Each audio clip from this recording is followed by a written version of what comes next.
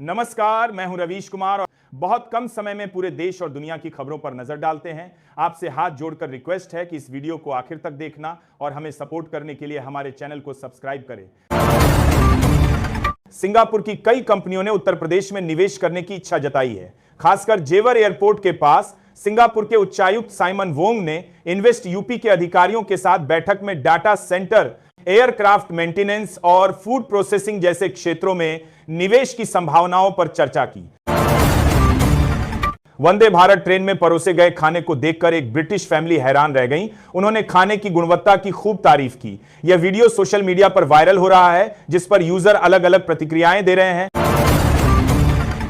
गोरखपुर के बैंकों में 260 करोड़ रुपए लावारिस पड़े हैं, जिनका कोई दावेदार नहीं है। आरबीआई के निर्देश पर खाता धारकों का पता लगाने का प्रयास किया जा रहा है। आरबीआई जागरूकता अभियान चला रहा है और 14 नवंबर को लावारिस जमा राशि लौटाने के लिए विशेष शिविर का आयोजन किया गया है। दिल्ली एनसीआर में वायु गुणवत्ता फिर से बिगड़ी। कई इलाकों में एक्यूआई बहुत खराब श्रेणी में पहुंचा। आनंद विहार में एक्यूआई 329 दर्ज किया गया। प्रदूषण नियंत्रण बोर्ड के अनुसार बवाना, जहांगीरपुरी और मुंडका में भी स्थिति खराब है। गुरुग्राम, गाजियाबाद और नोएडा में भी प्रदूषण का स्तर बढ़ा है। पराली जलाने से वायु गुणवत्ता में गिरावट आई है और तत्काल राहत की उम्मीद नहीं है। बिहार में विधानसभा चुनाव के बीच प्रधानमंत्री नरेंद्र मोदी ने भागलपुर में कहा कि बिहार में अब उद्योगों का नया दौर शुरू हो रहा है। अब सेमीकंडक्टर निर्माण का काम बिहार में होगा। उन्होंने कहा कि विकास अब बिहार से बाहर नहीं जाएगा। गन्ना भुगतान में देरी से नाराज किसानों ने 15 नवंबर तक 93 करोड़ रुपए के बकाया भुगतान की मांग की है। भुगतान न होने पर 21 नवंबर को हाईवे जाम करने की चेतावनी दी है। किसानों का कहना है कि चीनी मिलें भुगतान में देरी कर रही हैं, जिससे उन्हें आर्थिक नुकसान हो रहा है। उन्होंने सरकार से हस्तक्षेप करने की मांग की है। जनसुराज प्रमुख प्रशांत किशोर ने बिहार विधानसभा चुनाव 2025 के पहले चरण के मतदान पर कहा कि जनता बदलाव चाहती है। उन्होंने प्रवासी मजदूरों की भूमिका को एक्स फैक्टर बताया और युवाओं के उत्साह को सराहा। किशोर ने विश्वास जताया कि जनसुराज एक नई राजनीतिक संस्कृति की शुरुआत करेगा। उनके इस बयान से राजनीतिक गलियारों में हलचल है और सबकी निगाहें 14 नवंबर की मतगणना पर टिकी हैं। प्रमुख असदुद्दीन ओवैसी ने सीमांचल का दौरा किया और राजनीतिक दलों पर क्षेत्र को 77 सालों से ठगने का आरोप लगाया। उन्होंने नफरत फैलाने वालों को खदेड़ने और विकास के लिए एकजुट होने का आह्वान किया। ओवैसी ने वोट बैंक की राजनीति करने वाले दलों से सावधान रहने की सलाह दी। क्या सीएम रेवंत रेड्डी का विवादास्पद बयान उनकी सियासी रणनीति का हिस्सा है? क्योंकि जुबली हिल्स का उपचुनाव सभी दलों के लिए नाक का सवाल बन गया है। अगर कांग्रेस उपचुनाव हारती है तो सीएम रेड्डी की साख पर सवाल उठ सकता है। हिम्मत है तो ओवैसी से मंदिर में आरती करवाएं। केंद्रीय मंत्री ने क्यों दी सीएम रेवंत रेड्डी को चुनौती? तेलंगाना भाजपा के दिग्गज नेता और केंद्रीय मंत्री बंडी संजय कुमार ने सीएम रेवंत रेड्डी को चैलेंज दिया है कि उनमें हिम्मत है तो वे ओवैसी से मंदिर में आरती करवाएं। मुरादाबाद में सास की शिकायत लेकर महिला थाने पहुंची ईरानी बहू फायजा ने ससुराल पक्ष पर कई गंभीर आरोप लगाए। वहीं सास का कहना है कि बहू अंग्रेजी में गालियां देती है। गोपालगंज में विधानसभा चुनाव के दौरान मतदान के बाद ईवीएम मशीन की तस्वीर सोशल मीडिया पर वायरल करने के आरोप में 2 फेसबुक यूजर के खिलाफ प्राथमिकी दर्ज की गई है। पुलिस ने मामला दर्ज कर साइबर सेल की मदद से जांच शुरू कर दी है। कांग्रेस नेता राहुल गांधी के हरियाणा विधानसभा चुनाव में वोट चोरी के आरोप के बाद राय विधानसभा सीट चर्चा में है। पड़ताल में मतदाता सूची में कई गड़बड़ियां सामने आई हैं। मृत महिला से लेकर वर्षों पहले शादी कर चुकी महिलाओं के नाम भी अब तक सूची से नहीं कटे हैं। दिल्ली सरकार दृष्टिबाधित छात्राओं सहित वंचित वर्ग के छात्रों के लिए हर जिले में नए छात्रावास खोलेगी और बंद पड़े छात्रावासों को दोबारा शुरू करेगी। यह पहल छात्रों को सुरक्षित आवासीय वातावरण और गुणवत्तापूर्ण शिक्षा सुनिश्चित करेगी, जिसमें मुफ्त भोजन, आवास और अन्य सुविधाएं मिलेंगी। लालू प्रसाद यादव की बेटी अनुष्का यादव ने बाबा दरबार में हाजिरी लगाई। उन्होंने बिहार चुनाव में अपनी पार्टी की जीत के लिए प्रार्थना की। अनुष्का ने राज्य में शांति और समृद्धि की भी कामना की।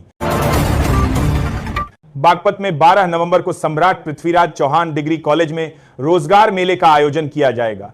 इस मेले में स्थानीय और बाहरी कंपनियां भाग लेंगी, जिससे युवाओं को रोजगार के अवसर मिलेंगे। फूड प्रोसेसिंग, होटल इंडस्ट्री और बैंकिंग जैसे क्षेत्रों में 2500 से अधिक पदों पर भर्ती की जाएगी। 18 से 35 वर्ष की आयु के उम्मीदवार रोजगार संगम पोर्टल पर पंजीकरण कर सकते हैं।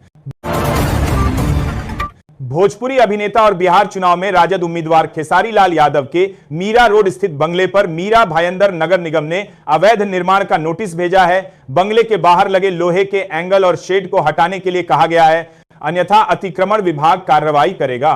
खेसारी लाल और उनका परिवार चुनाव प्रचार में व्यस्त हैं। बिहार के भीमबांध में दुर्भाग्यपूर्ण हालातों के चलते 20 साल बाद लोकतंत्र का पर्व मनाया गया।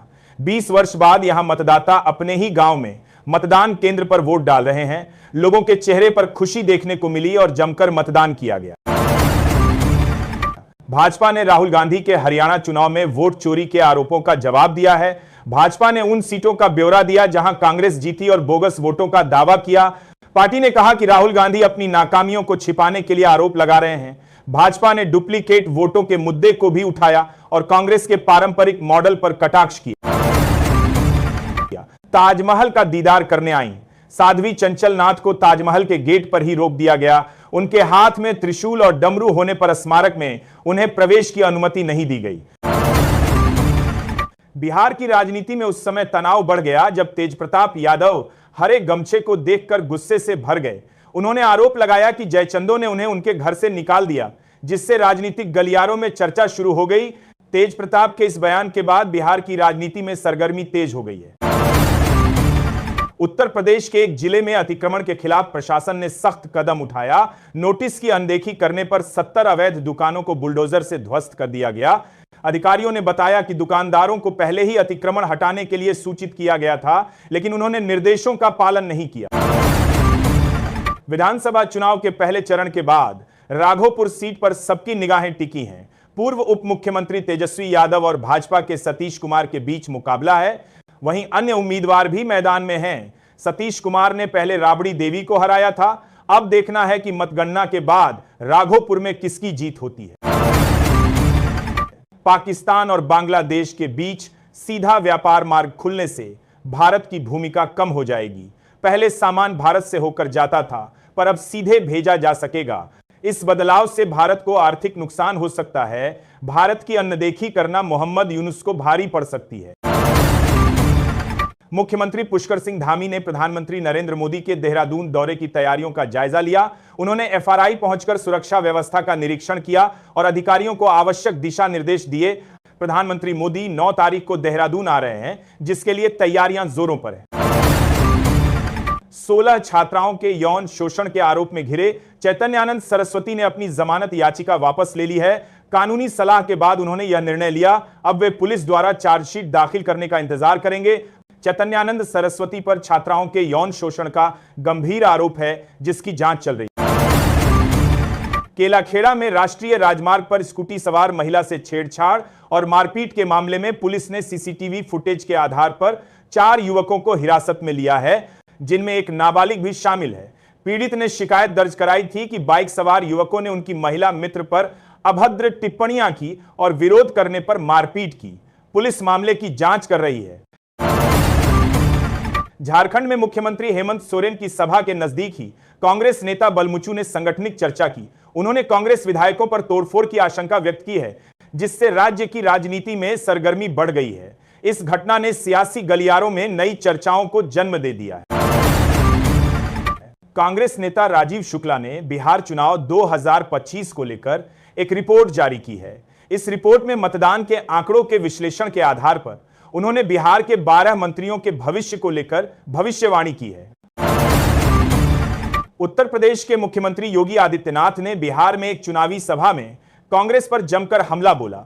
उन्होंने कहा कि कांग्रेस राम मंदिर निर्माण का विरोध करती थी और भगवान राम के अस्तित्व को नकारती थी।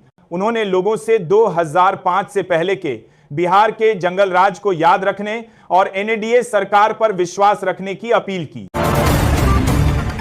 समाजवादी पार्टी के विधायक अबू आसिम आजमी ने वंदे मातरम गाने से इनकार किया है, क्योंकि उनके अनुसार इसमें धार्मिक बातें हैं। उन्होंने भाजपा पर तनाव पैदा करने का आरोप लगाया और स्कूलों में इसे अनिवार्य करने का विरोध किया। भोजपुरी स्टार खेसारी लाल यादव ने शेरघाटी में चुनावी सभा को संबोधित करते हुए कहा कि बिहार की तरक्की के लिए रोजगार, व्यापार और शिक्षा जरूरी है। उन्होंने मंदिर मस्जिद की राजनीति को नकारते हुए कहा कि इससे बिहार का भविष्य नहीं बदलेगा। खेसारी ने महागठबंधन सरकार बनने पर रोजगार मिलने की बात कही।